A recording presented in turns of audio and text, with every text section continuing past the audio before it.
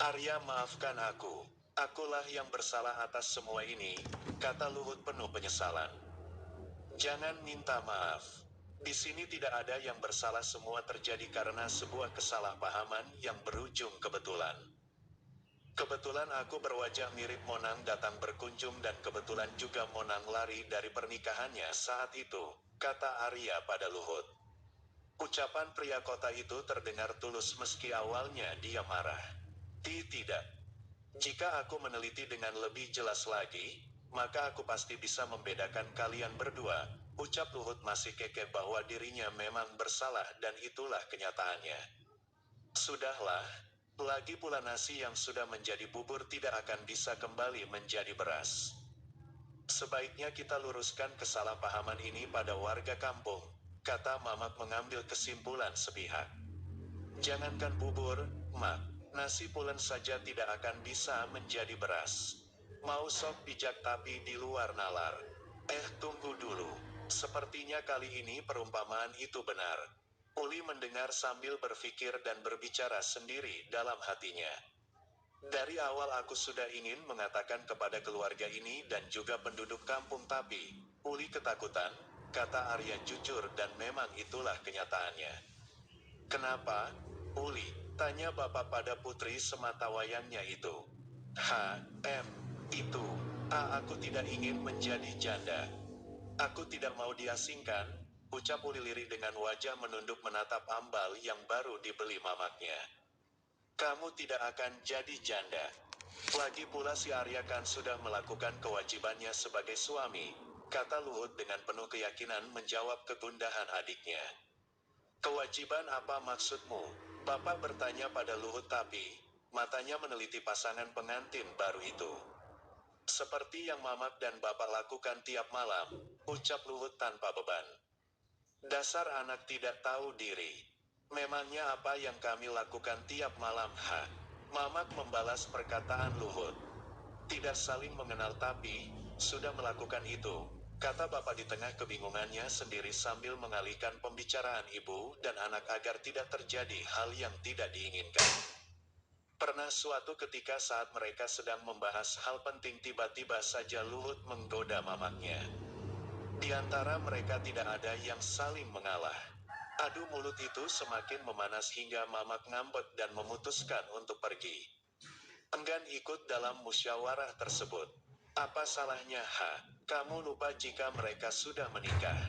Mamak mencerca pertanyaan pada bapak. Tak terima dengan ucapan suami yang seperti menyudutkan anak dan menantunya. Aku saja dulu waktu dijodohkan denganmu 6 bulan baru bisa merasakan kenikmatan dunia yang sesungguhnya. Ucap bapak tidak terima dengan perkataan Luhut sampai membandingkan kisahnya dulu dengan Mamak. Itu karena kamu yang sombong. Punya ladang hanya 1 hektar saja sudah seperti punya perusahaan kelas dunia. Sombong, dingin, cuek, sok paling tampan. Akhirnya takluk juga. Lebih parahnya dirimu yang sombong dulu sekarang tidak berani keluar pintu tanpa izin dariku, kata Mamak tak mau kalah saat bapak mengungkit masa lalu mereka. Raut wajahnya terlihat bangga saat mengingat betapa takluknya sang suami sekarang.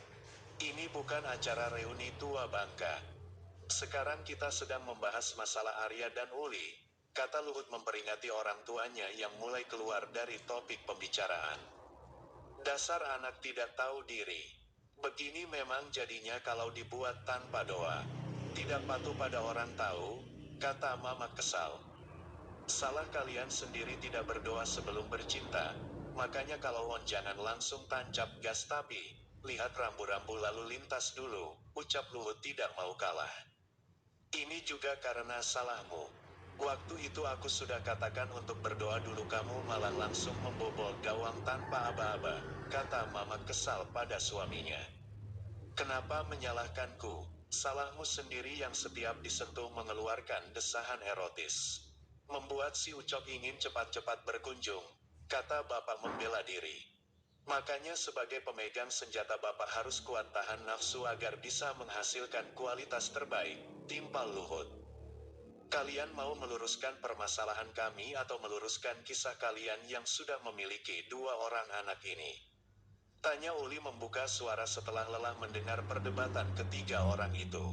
Para orang tua ini memang selalu lupa diri jika membahas urusan ranjang, cibir Luhut. Berani membuka mulut lagi tidak akan aku nikahkan kamu dengan Naina. Biar saja ular kadutmu itu hanya digunakan untuk pipis seumur hidup.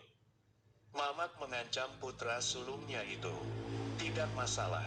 Aku bisa kawin lari atau menyewa becak supaya tidak perlu repot berlari dengan setelan pengantin.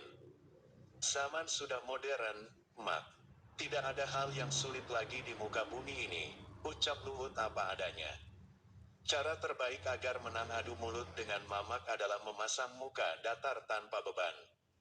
Mau kalian apa sih sebenarnya?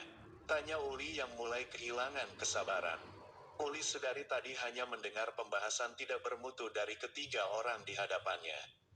Sementara ia dan suaminya hanya bisa mendengar.